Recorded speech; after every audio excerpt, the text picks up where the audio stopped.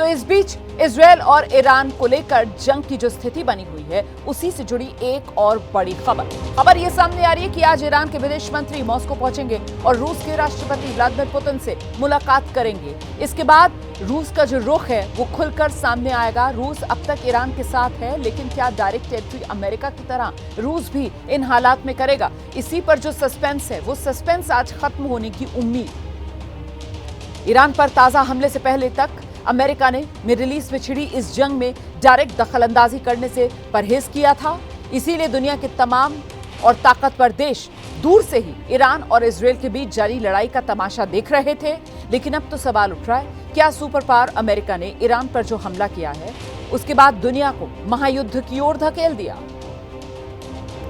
America की direct entry के बाद क्या अब डायरेक्ट एंट्री रूस और चीन की भी होने के कयास लगाए जा रहे हैं? इसी को लेकर जरा जानकारी लेते हैं। हमारे साथ हमारे सहयोगी नीरज राजपूत इस वक्त मौजूद है। जरा नीरज से ही समझने की कोशिश करते हैं। नीरज, अमेरिका की डायरेक्ट एंट्री और अमेरिका की डायरेक्ट एंट्री के बाद अब ईरान के विदेश मंत्री मॉस्को पहुंचकर व्लादिमीर पुतिन से आज मुलाकात करेंगे। इसके बाद ही रूस का जो रुख है वो सामने आएगा। डायरेक्ट एंट्री रूस करेगा या नहीं, यही सबसे बड़ा सवाल है नीरज।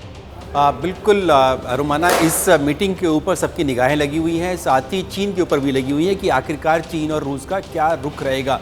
क्योंकि जो अगर आप देखें रूस यूक्रेन युद्ध के दौरान जब रूस को थोड़ा बैकफुट पर आना पड़ा था यूक्रेन के खिलाफ, क्योंकि यूक्रेन की तरफ से जो वेस्टर्न कंट्रीज थी, अमेरिका था, उनको बहुत ड्रोन सप्लाई किया था, ड्रोन वॉरफेयर में पिछड़ रहा था रूस यूक्रेन के खिलाफ, तब ईरान ने ही जो शहीद उनके जो ड्रोन्स हैं, सिस्टम्स हैं, वो सप्लाई किए थे, रशिया को किए थे। और इन ड्रोन्स ने, जो शहीद ड्रोन्स हैं ईरान के, उन्होंने रुख पलट दिया रूस यूक्रेन युद्ध का, और एक बार फिर से रूस ने बढ़त बना ली यूक्रेन के ऊपर। तो अब जब ईरान को जरूरत पड़ी है, ईरान के ऊपर इतना बड़ा जो युद्ध कह सकते हैं कि थोपा गया है या युद्ध हो गया है उनका इजराइल के साथ और अमेरिका के साथ और वेस्टर्न कंट्रीज के साथ, तो क्या रूस उसी तरह से मदद करेगा? क्योंकि इसी साल जनवरी के महीने में दोनों देशों ने, ईरान और रूस ने जो था वो स्ट्रेटेजिक पार्टनरशिप के लिए समझौता किया था कि दोनों एक दूसरे की मदद करेंगे। तो अब ये मदद किस तरह की होगी? रूस किस तरह से मदद करेगा? क्या वेपन्स के जरिए उसको सप्लाई करेगा, या उनको किसी तरह के हथियार उनको सप्लाई करेगा, या उनको लॉजिस्टिक सपोर्ट देता है, या डायरेक्ट एंट्री? क्योंकि डायरेक्ट एंट्री होना रशिया के लिए भी इसलिए थोड़ा मुश्किल हो सकता है क्योंकि वो ऑलरेडी यूक्रेन के साथ उलझा हुआ है, और पुतिन और उनका जो सरकार है उन्होंने कहा है कि जो यूक्रेन पर पूरा कब्जा करके रहेंगे, यानी कि उनकी पूरी सेना करीब 6.5 लाख सैनिक जो है इस वक्त यूक्रेन की सीमा पर तैनात है। आप बिल्कुल सही कह रहे हैं नीरज, जिस तरीके से रूस जो है वो यूक्रेन के साथ एक तरीके से जो युद्ध है उसमें उलझा हुआ है, ऐसे में वो डायरेक्ट एंट्री रूस की। लेकिन वो जो बयान आया ना रूस की तरफ से, जो कहा गया है कि साहब अमेरिका ने जो डायरेक्ट एंट्री ली है, इस डायरेक्ट एंट्री से अमेरिका ने इस स्थिति के अंदर वो पैंडोरास बॉक्स खोलने का काम कर दिया है। तो उससे बहुत कुछ संकेत रूस की तरफ से दे दिए गए हैं नीरज। बिल्कुल आपने ठीक कहा। और अगर आप बातचीत के, ये जो अमेरिका ने अटैक किया, जो कल किया था, उससे पहले की अगर बातचीत की बात करें, ट्रंप की और पुतिन की बातचीत हुई थी जब ईरान और इजराइल के बीच में जंग चल रही थी, तब पुतिन ने भी यही कहा था कि आप इसमें एंट्री ना करें, आप ईरान और इजराइल का जो युद्ध है वो उन तक ही सीमित रहने दें, इसको जो एक ग्लोबल वॉर में, यानी कि वर्ल्ड वॉर में इसको कन्वर्ट ना करें, आप इसमें एंट्री ना करें।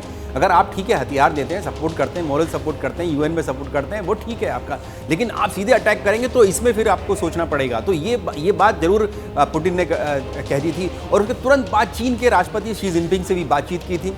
चीन से हमने देखा कि कार्गो प्लेन्स जो हैं चुपचाप जा रहे थे, तो क्या अब वो जो चोरी छिपे जो कार्गो प्लेन्स ईरान जा रहे थे, सप्लाई कर रहे थे, जो भी सप्लाई कर रहे हो कार्गो प्लेन्स में, चाहे वेपन्स हो, मिसाइल हो, ड्रोन्स हो, लेकिन क्या खुलकर अब चीन उसका मदद करेगा, ईरान की मदद करेगा? क्योंकि अगर रशिया के सामने भी इस वक्त मौका है कि रशिया को अगर इल्जाया गया यूक्रेन के साथ, तो क्या अब रशिया और चीन भी अमेरिका को उलझा सकते हैं, सुपर पावर को ईरान के साथ लड़ने में, और पीछे से जो रशिया और चाइना जो है वो इसको मदद करते रहेंगे? तो ये बड़े समीकरण जो है इस वक्त, ये अमेरिका ने जो ऑपरेशन मिडनाइट हैमर किया है उससे पूरी दुनिया में बन चुके हैं, पूरी खेमे में बढ़ चुके हैं।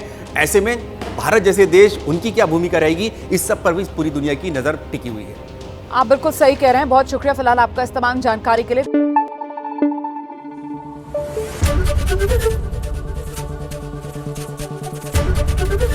एबीपी न्यूज आपको रखे आगे।